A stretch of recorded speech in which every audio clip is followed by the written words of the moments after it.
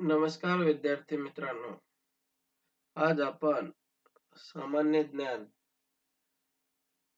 महत्वाचे मुद्दे पाहणार आहोत. सर्व स्पर्धा परीक्षेसाठी उपयुक्त अशी आज माहिती आहे.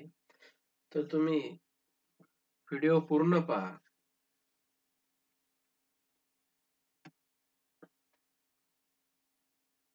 3 जानेवारी क्रांतीज्योती सावित्रीबाई फुले यांची जयंती. सावित्रीबाई फुले या भारताच्या पहिल्या महिला शिक्षिका होत्या.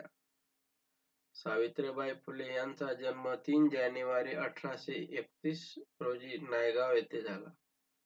नायगाव हे खंडाळा तालुक्यातील सातारा जिल्ह्यात महाराष्ट्र राज्यामध्ये आहे. त्यांच्या वडिलांचे नाव खंडोजी नेवसे पाटील. त्यांच्या आईचे नाव सत्यवती लक्ष्मीबाई आहे. अपत्य यशवंत फुले दत्तक पुत्र. ते डॉक्टर होते. त्यांनी खूप सेवा केली. विवाह 1840 साली ज्योतिराव गोविंदराव फुले यांच्याशी झाला. विवाहाच्या वेळी सावित्रीबाई यांचे वय 9 वर्षे होते. 1 जानेवारी 1848 रोजी पुणे येथील भिडेवाड्यात मुलींची पहिली शाळा स्थापन केली होती. त्या शाळेत सावित्रीबाई पहिल्या शिक्षिका होत्या. पहिल्या महिला शिक्षिका. त्यांनी खूप मोलाचे कार्य केले.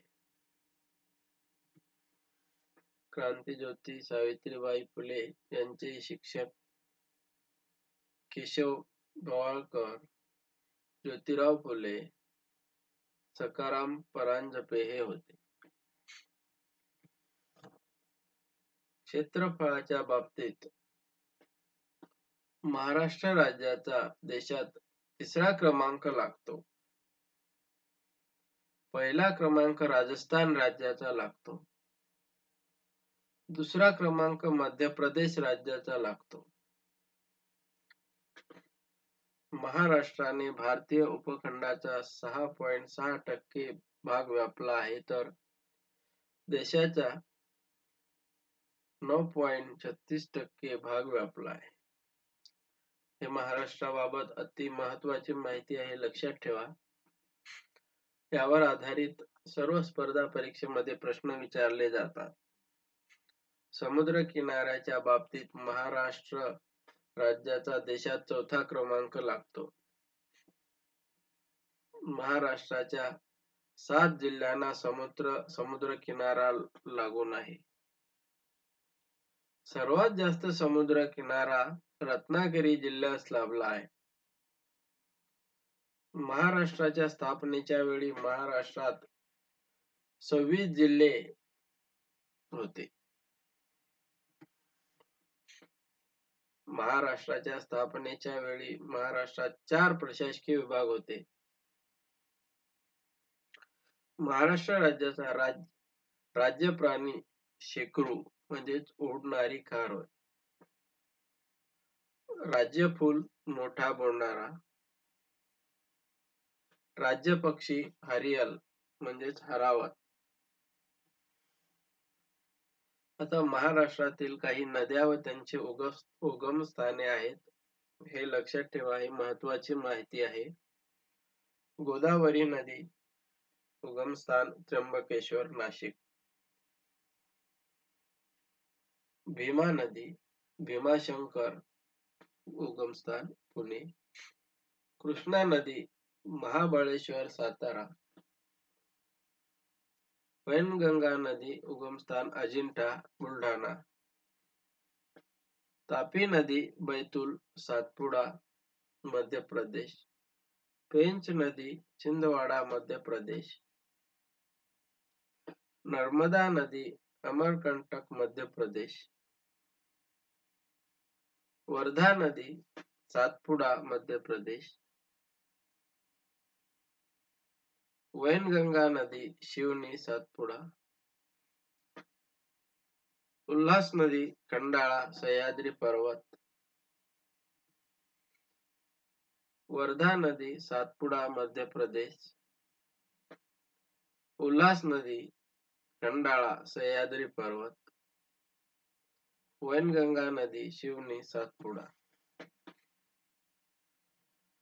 आपला राष्ट्रध्वज तिरंगा, राष्ट्रीय पक्षी मोर, राष्ट्रगीत जनगण मन, राष्ट्रीय प्राणी वाघ,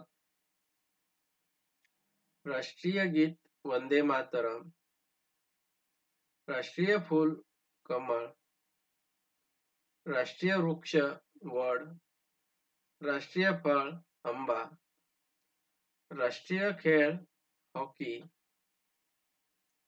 राष्ट्रीय नदी गंगा, राष्ट्रीय जल प्राणी नदी डॉल्फिन, राष्ट्रीय स्मारक इंडिया गेट. हे लक्षात ठेवा. राष्ट्रीय वाक्य सत्यमेव जयते, राष्ट्रीय लिपी देवनागरी, राष्ट्रीय पेय चहा, राष्ट्रीय मिठाई जलेबी.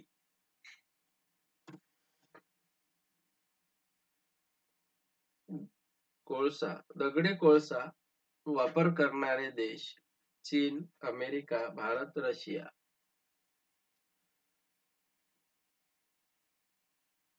दगडी कोळसा उत्पादन करणारे देश चीन, अमेरिका, भारत, ऑस्ट्रेलिया, ब्रिटन.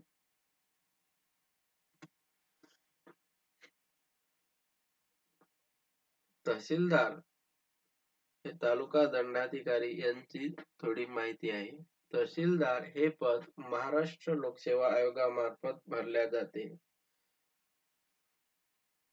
तहसीलदार हे पद महसूल विभागातील वर्ग 1 चे पद आहे. तहसीलदार यांच्यावर नजीकचे नियंत्रण म्हणजे त्यांच्यावरचे अधिकारी उपविभागीय अधिकारी असतात. त्यांना SDM, SDO असे म्हणतात. तहसीलदार महाराष्ट्र जमीन महसूल कायदा 1966 अन्वये राज्य शासन प्रत्येक तालुक्यासाठी एक तहसीलदार नेमते.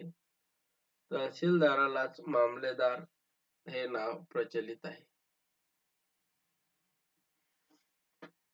भारतातील लोकनृत्य व त्याचे प्रकार: महाराष्ट्र लावणी, कोळी नृत्य, तामिळनाडू भरतनाट्यम,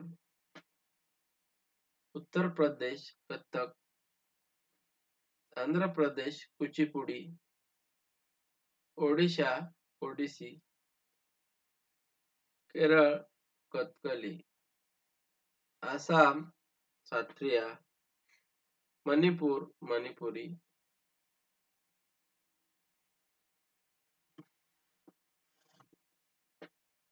धन्यवाद मित्रांनो. तुम्ही जर चॅनलला नवीन असाल तर चॅनल सबस्क्राईब करा आणि आपल्या मित्रांना शेअर करा.